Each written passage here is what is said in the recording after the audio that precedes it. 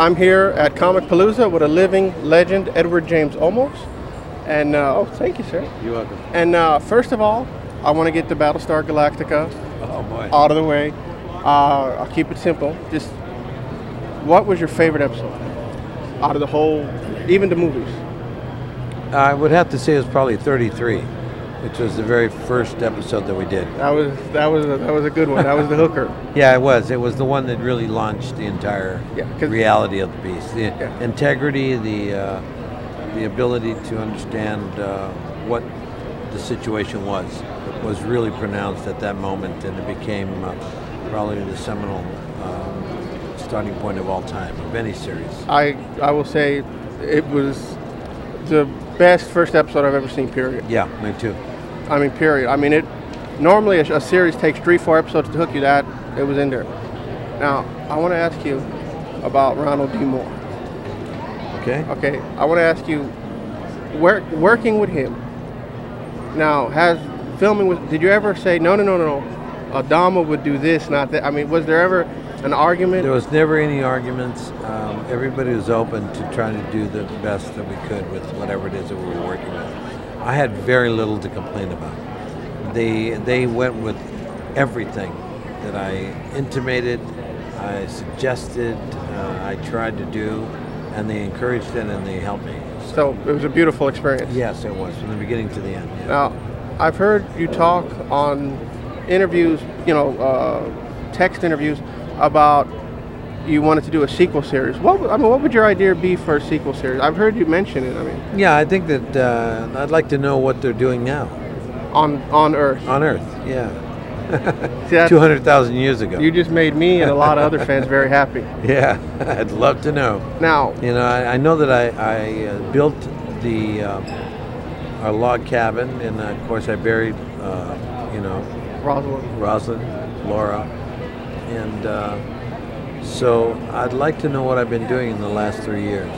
I think I would start with me there in the log cabin, and then getting a surprise visit from the XO, not knowing that all of a sudden he comes in and he finds me, and then we start the adventure from there.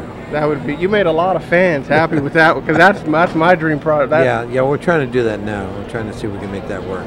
I would love for you to get that going. And I want to ask, what's your opinion on? I think it's called Blood and Chrome. Yeah, Blood and Chrome. I'm anxious to see it. It takes place in 40 years before the start of the show that we got to see, and it starts with the first Cylon War. And so it'll be interesting to see if they get into any kind of depth of character like they did in Battlestar, or if it's just going to be like a Caprica. Well, no. Caprica was a real strong effort in trying to get into character. I think they tried. I don't think they ever. Yeah. But I think that in this one they can easily just go into the battle sequences more. Yeah. Because I mean, they had flashes on your show, but never. Yeah, they did one flashback into when I was young and when I discovered the remnants of the place where they were developing the experiments. Yeah, that was a pretty good episode. Now, yeah, it was very good. I want to ask you. I know you got Dexter coming up. Can you tell us anything about that? Yeah, the fact that I am definitely going to do it, and like I told Dexter, I texted him. I twittered him. I just said it's true. I'm coming for you, Dexter. Now, are you going to play a villain? Well, that's the whole idea, isn't it? I mean, you're going to have to see what kind of a character I end up being. It's going to be a meaty character, right? You're in at least a few. You got an arc. I'm in it for at least 9, maybe 12 shows. Oh, great! Now, here's my question: what do you like better? Since you did Galactica, you're doing Dexter. Do you like the TV series where you could actually develop your character and progress with them, or do you like the movies where you could, you get a few months to read and prepare, and then you just go in there and bang it out? I like them both. They're different mediums. You use the same kind of an instrument, but it's the difference between, say, well, I'll put it to you this way. On television, you shoot at a ratio of 3 to 1. For every 3 takes, you'll use 1. And on film, usually the ratio is 7-to-1. So you'll get 7 times trying to do whatever it is that you're trying to understand, and you pick 1 from those 7. So you have more time. So it's much more time. You do maybe 6 to 9 pages, sometimes even more, of work per day on television, and you do 1 to 1.5 pages per day on features. So you've got things you like about both, but Ty, in your opinion? Yeah. I mean, I like them both. They're both completely their own sense of understanding, and I enjoy working. It's all about story. It's nothing about anything else than story.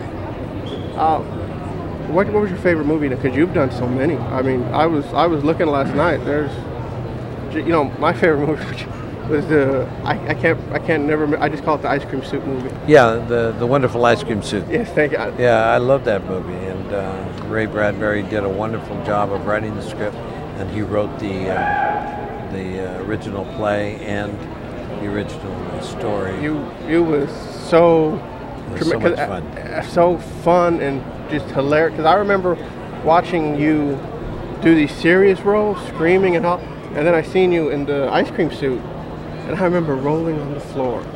I was one of my favorite. Yeah, I don't think anybody really was ready for the Ice Cream Suit, and that's why I caught everybody by surprise. It was very well structured. My favorite program is hard to do only because it's hard to say. Because it's like asking me which of my 6 children do I love the most. You on the spot, I know. But I would have to say that it's a close between. So hard. The Ballad of Gregorio Cortez and Blade Runner, Zoot Suit, American Me, Selena. God Almighty, they're all great characters and great films. I don't know. I'd have to start off with the Ballad, though. The Ballad of Gregorio Cortez, which most of the people have never seen before. It was a film that really was about a Texas family that lived here in 1901. And it was a misunderstanding of one word that caused the largest manhunt in the history of Texas at that point. Yeah, it's a really interesting story. Wow, I will check that out. Yeah, it's hard to find. I will. That's what we're good at, and we're going to put it up on the website. So great. Once I find it, everyone will be able to find. We're going to throw it up there, and we're going to let everybody check it out. Okay. And Dexter is September, and Battle Star Galactica, the Blu-rays and DVDs is out now. They're out now. Your vast film collection is out now on everything, because I mean you're nothing but big film. So thank you for taking the time out with us. Thank you so much. It's my real pleasure. Thank you.